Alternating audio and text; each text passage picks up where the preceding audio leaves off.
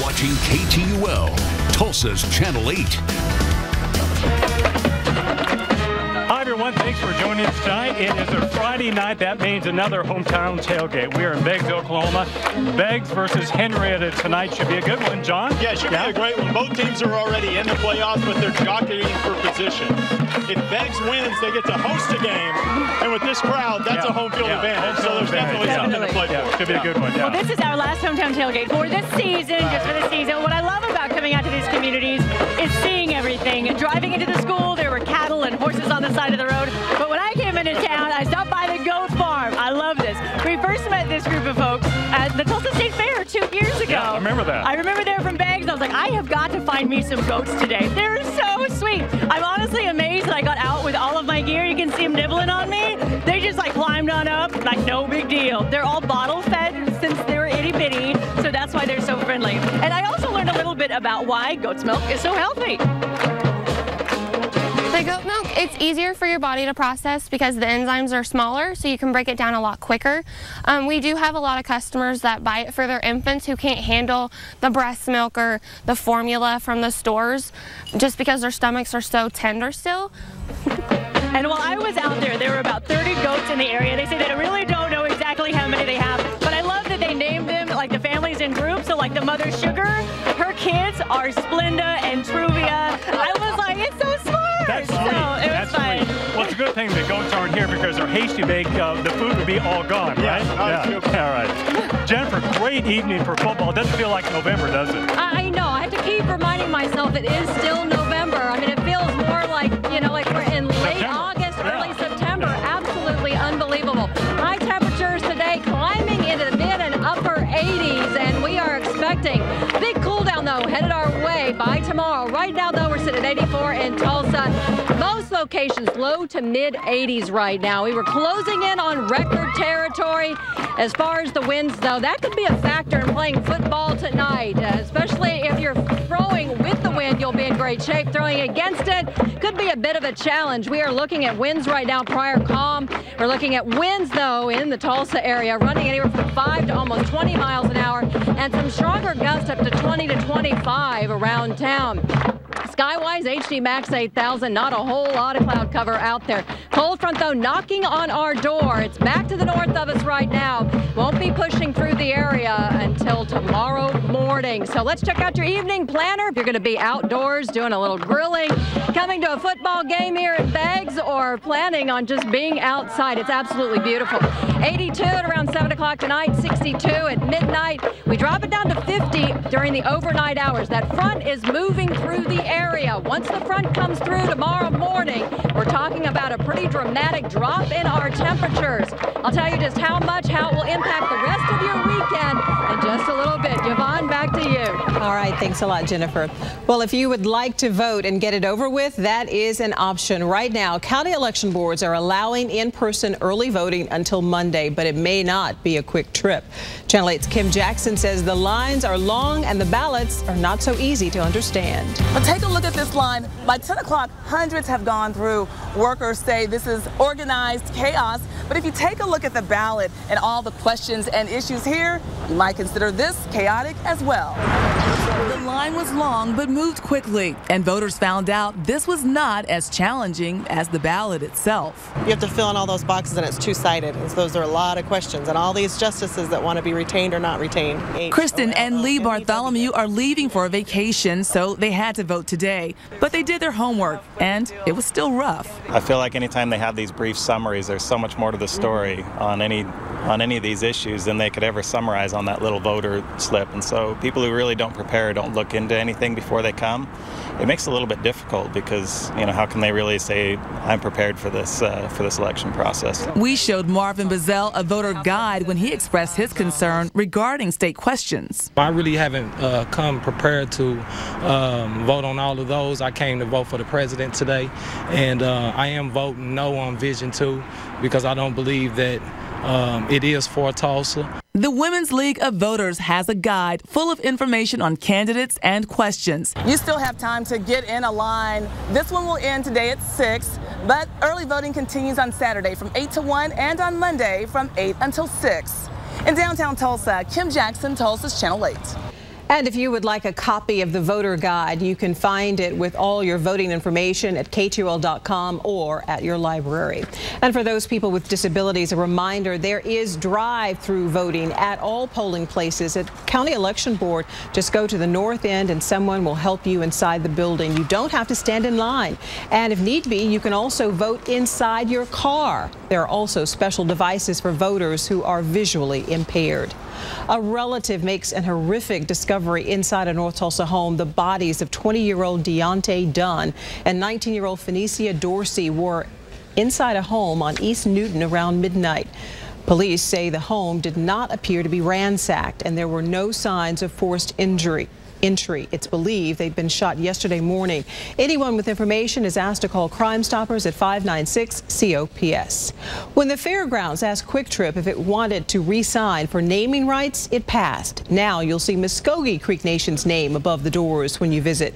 Channel 8's Caitlin Alexander reports it's not just the name that's changing.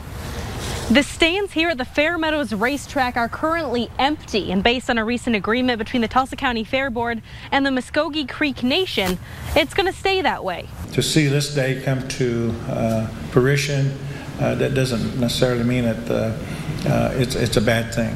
We feel it's a win-win. The Muskogee Creek Nation name will soon replace Quick Trips above the doors at Expo Square. The Tulsa County Fair Board voted unanimously to hand over the naming rights at a rate totaling about $1.4 million a year. It also gives Muskogee Creek Nation say in what happens at the site of the old Driller Stadium. But the change is bittersweet. It also signals the end of live horse racing at Fair Meadows. It has been a financial drain. It costs us hundreds of thousands of dollars to hold the live meets, and we end up in the hole by a considerable amount of money. Perry says making the change raises Expo Square's baseline $250,000 right away. Quick Trip's agreement with the fairgrounds lasts until December. At the fairgrounds, Caitlin Alexander, Tulsa's Channel 8. So what do you think about this story? You can sound off on our Facebook page. Dave says the Riverwalk and now Expo Center. What's next? The BOK Center? And Joseph thinks the Creek Nation wants to stop horse racing so more people will come to their casinos. Covering the community, Tulsa's Holiday Market returns. The Junior League is behind the event. It's happening inside the Exchange Center at the Tulsa Fairgrounds. Visitors can check out a variety of unique gifts, including jewelry, clothing, purses, and even wine. Today, Channel 8's Kristen Dickerson helped MC a special brunch leading up to the opening. Holiday Market takes place through Sunday. Admission is $6 for adults, $5 for seniors and military, and kids under 12 get in for free.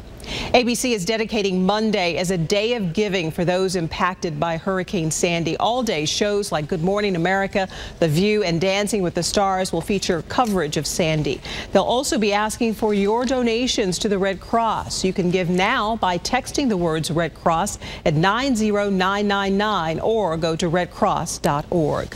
When we come back, more live tailgating in Beggs, and we're grilling up another fantastic Hasty Bake recipe. Mark and Kristen take a bite after the break.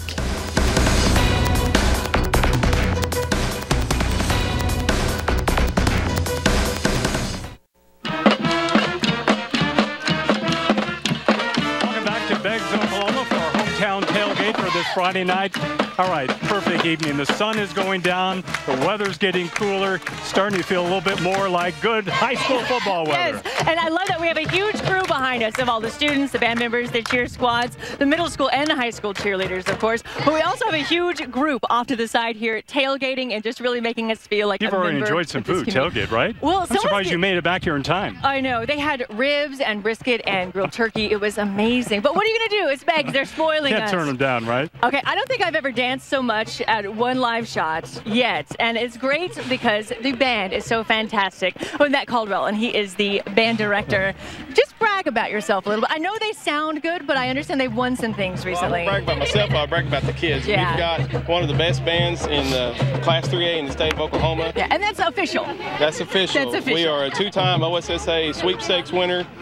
We, for the 8th consecutive year, got a sweepstakes, a superior rating at regional marching contest. We've been a top 12 finalist at the Oklahoma Bandmasters contest, and I'm just super proud of the kids. They work harder than any group of kids I've ever been around. Yeah, and what about them makes them so good? You mentioned hard work, but there's got to be a lot of spirit in there, too. It's their hard work and their dedication. It's their parental support. It's the community itself. It's all the administrators and teachers at the school just behind them, and it's one of these deals that we feel like that we're valuable, and everyone really gets behind the band just like they do the other programs at the school and really promotes and pushes them. So it's really a great thing. And just looking out around here tonight, I mean, Beggs is a relatively small community. There's a lot of people out here, a lot of support. I think we're one of the best kept secrets in Northeast Oklahoma. Look, we've got some of the best facilities, some of the best teachers, the best administrators, and the best kids in the area. So we're super proud of being here. Congratulations to you on all your success and for piping us with such great music. Just piping that music through. I appreciate it. All right, let's talk tailgating and some real food, guys. All right, thanks, Kristen. Dinner's ready. Right?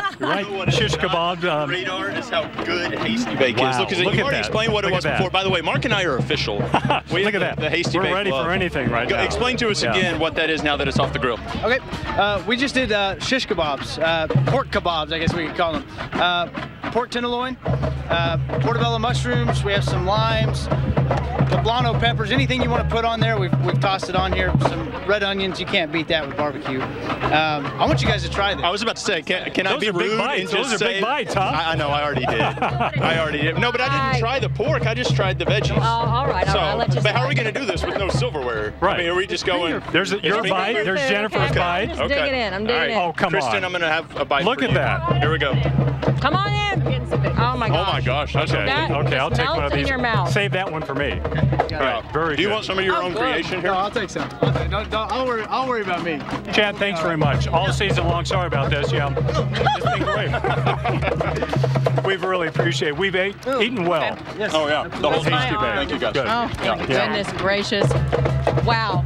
Now I have to go. Trying to do weather with that. I know. How can you talk now? I'm good. Yeah, this is a tough one, but it is awesome. Oh, boy. Football weather. It is at its finest, no doubt about it. Winds beginning to calm down a little bit. If we do get some gusts from time to time, playing football could be a bit of a challenge for some teams, especially if you're going against the wind. But overall, a beautiful night to be outdoors. Let's check out the weather and show you what's going on right now. And we are looking at, again, only a few high, thin clouds over the extreme northern half of the state. So around Bartlesville, Miami, Veneta, even into parts of Arkansas and northwestern parts of the area. So we are looking at, again, unbelievable conditions for this Friday.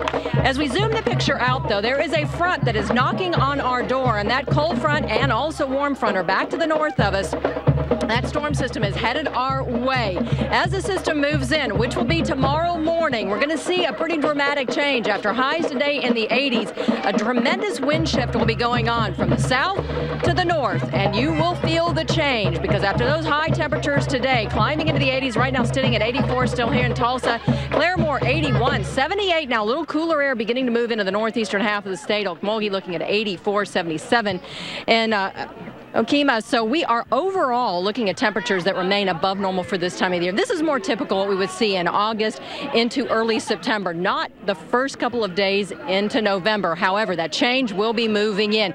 Right now, though, the winds have settled down quite a bit, which is really nice to see. As the temperatures start to fall off with the sun setting, we are expecting to see really incredible conditions. So far today, high of 87 in Tulsa. That high temperature was 2 degrees shy of tying the record high temperature that dated back into the early 1900s. 25% humidity, so again, much drier air is in place. With that front moving in, though, will we get any rainfall? At this point, it is going to be very limited. As far as what's in store for the next 24 to 48 hours, front will be pushing in, not going to have a huge impact on our temperatures in the morning, so we're going to be looking at upper 40s to near 50 degrees. Notice that system comes through basically dry over the area. Could see a few showers popping up, though, over extreme southeastern Oklahoma and into parts of Arkansas, southern Arkansas, northern Texas. So again, this system is not going to be a big rainmaker for us. However, dramatic drop in temperatures going from 80s to upper 60s. So we're talking 20-degree difference in what we've been dealing with the last couple of days. Now, pinpointing the numbers for you real closely around the metro, we are looking at morning low temperatures upper 40s near around Bartlesville. Again, that wind shifting once the system moves in. 10 to 15 mile-per-hour winds, 50 in Miami, also in Tulsa, 56 in Altmogi. As we go into the afternoon, though, it will still be a pleasant afternoon. If you do have outdoor plans tomorrow, such as football, soccer, you go a little cycling or a little walking, it really should overall be a great weekend in store. Highs mid to upper 60s. Metro Futurecast showing us what is in store as we sort of break it down for you hour by hour.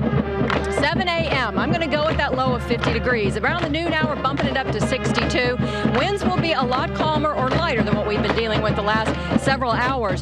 Sunrise, 7:48. I want to key in on those temperatures and also your times for sunrise and sunset. 6:25 on the sunset. Reason why is that we actually have, again, time change going on Saturday night into Sunday.